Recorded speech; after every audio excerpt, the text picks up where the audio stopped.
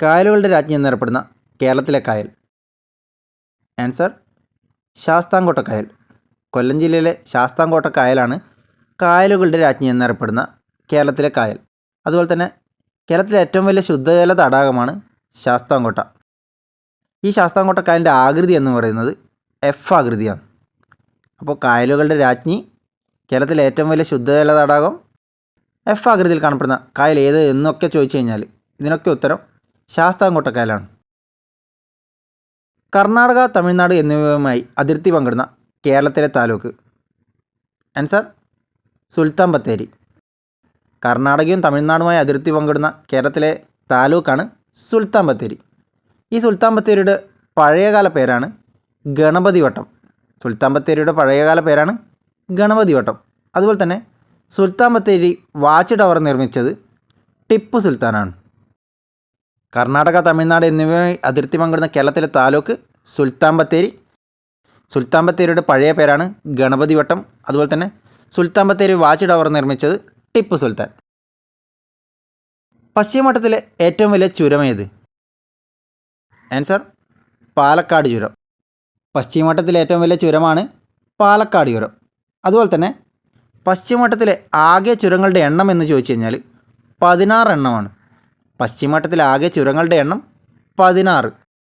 അപ്പോൾ ഈ പാലക്കാട് ചുരം ബന്ധിപ്പിക്കുന്നത് കോയമ്പത്തൂരിനെയും പാലക്കാടിനെയാണ്. പാലക്കാട് ചുരം ബന്ധിപ്പിക്കുന്നത് കോയമ്പത്തൂരിനെയും പാലക്കാടിനെയും. അതുപോലെ തന്നെ പാലക്കാട് ചുരത്തിലൂടെ കടന്നു പോകുന്ന ദേശീയപാത ഏതെന്ന് ചോദിച്ചു കഴിഞ്ഞാൽ NH 544.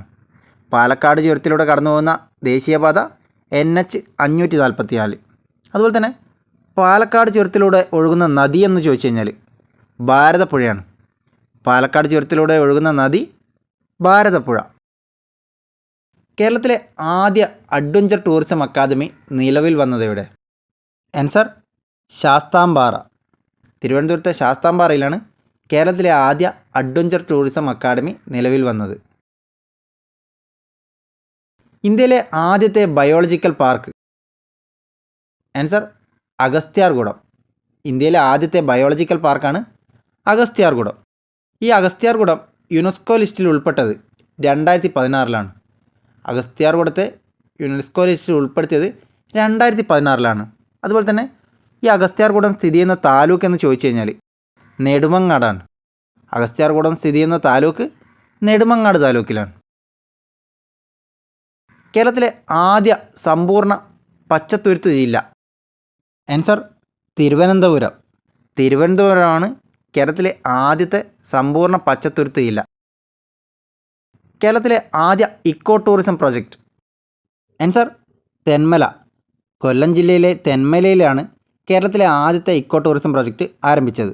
അതുപോലെ തന്നെ ഏഷ്യയിലെ ആദ്യത്തെ ബട്ടർഫ്ലൈ സഫാരി പാർക്ക് നിലവിൽ വന്നതും തെന്മലയിലാണ്. ഏഷ്യയിലെ ആദ്യത്തെ ബട്ടർഫ്ലൈ സഫാരി പാർക്ക് നിലവിൽ വന്നതും തെന്മലയിൽ. 2008 ആദ്യത്തെ ബട്ടർഫ്ലൈ സഫാരി പാർക്ക് നിലവിൽ വരുന്നത്. കേരളത്തിലെ ആദ്യത്തെ ബോക്സിംഗ് അക്കാദമി നിലവിൽ വന്നത്. ആൻസർ പെരിനാട്. കൊല്ലം ജില്ലയിലെ പെരിനാടാണ് കേരളത്തിലെ ആദ്യത്തെ ബോക്സിംഗ് അക്കാദമി നിലവിൽ വന്നത്. അപ്പോൾ പെരിനാടിനെ കുറിച്ച് 1-2 പോയിൻറ്റ്സ് നമ്മൾ നവോത്ഥാനം പഠിക്കുന്ന സമയത്ത് കേട്ടിട്ടുണ്ടാവും. പെരിനാട് ലഹള 1915 നടന്നൊരു സമരമാണ് പെരിനാട് ലഹള. അപ്പോൾ ഇതിന് നേതൃത്വം നൽകിയത് അയ്യങ്കാളിയാണ്.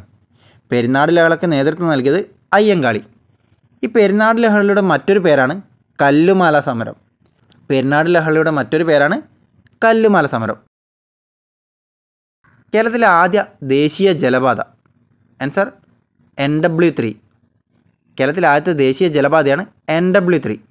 ഇത് തമ്മിൽ ബന്ധിപ്പിക്കുന്നത് കൊല്ലം കോട്ടപ്പുറം. അപ്പോൾ NW3 നിലവിൽ വന്നത് 1993.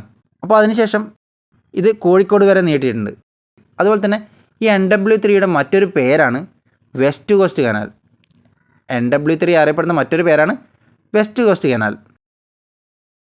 ഇന്ത്യയിലെ ആദ്യ സുനാമി മ്യൂസിയം നിലവിൽ വന്നത് എവിടെ? ആൻസർ അഴീക്കൽ. കൊല്ലം ജില്ലയിലെ അഴീക്കലിലാണ് ഇന്ത്യയിലെ ആദ്യത്തെ സുനാമി മ്യൂസിയം നിലവിൽ വന്നത്. ഒരു വൃക്ഷത്തിൻ്റെ പേരിൽ അറിയപ്പെടുന്ന കേരളത്തിലെ വന്യജീവി സങ്കേതം. ആൻസർ ചെന്തുരണി.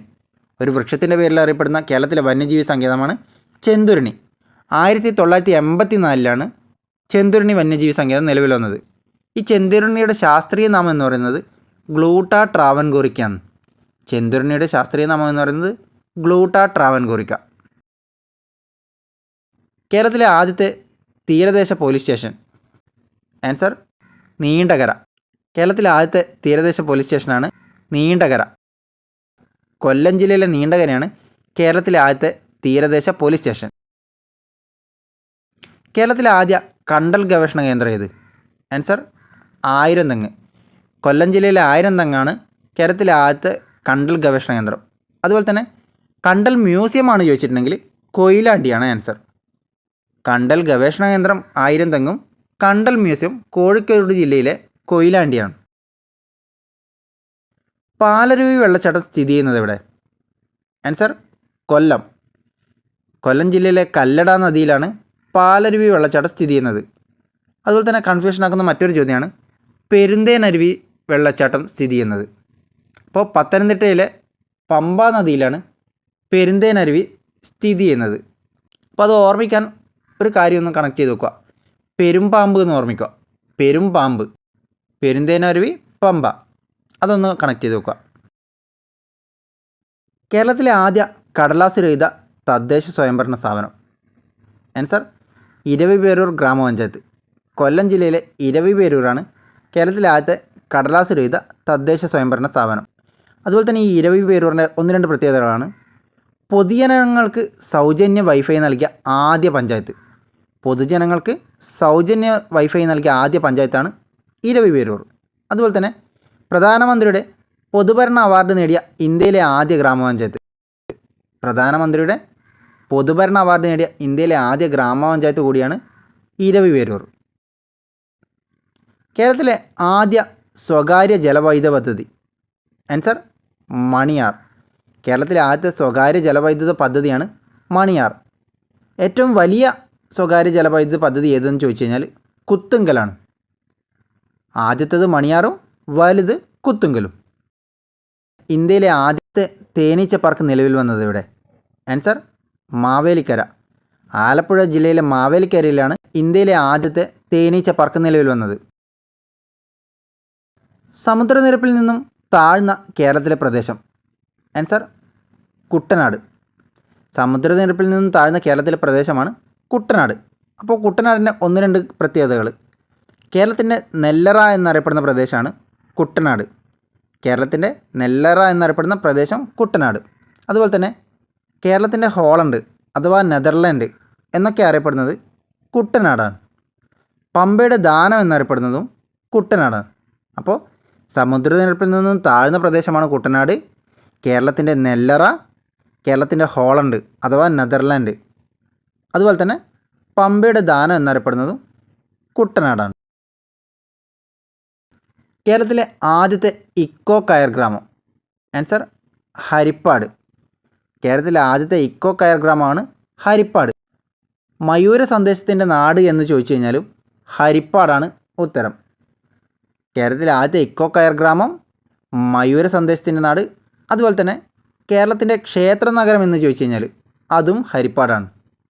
കേരളത്തിൻ്റെ ക്ഷേത്ര നഗരം എന്നറിയപ്പെടുന്നതും ഹരിപ്പാടാണ്. കേരളത്തിലെ ആദ്യ സൈക്ലോൺ ഷെൽട്ടർ നിലവിൽ വന്നത് എവിടെ? ആൻസർ മാരാരിക്കുളം. ആലപ്പുഴയിലെ മാരാരിക്കുളത്താണ് കേരളത്തിലെ ആദ്യത്തെ സൈക്ലോൺ ഷെൽട്ടർ നിലവിൽ വന്നത്. ഇന്ത്യയിലെ ആദ്യത്തെ വനിതാ സൗഹൃദ പഞ്ചായത്ത് ഏതെന്ന് ചോദിച്ചു കഴിഞ്ഞാൽ മാരാരിക്കുളം സൗത്താണ്. അതുകൂടി ഒന്ന് ഓർക്കുക. ഇന്ത്യയിലെ ആദ്യത്തെ വനിതാ സൗഹൃദ പഞ്ചായത്ത് എന്ന് ചോദിച്ചു കഴിഞ്ഞാൽ ആലപ്പുഴ ജില്ലയിലെ മാരാരിക്കുളം സൗത്താണ് ഉത്തരം.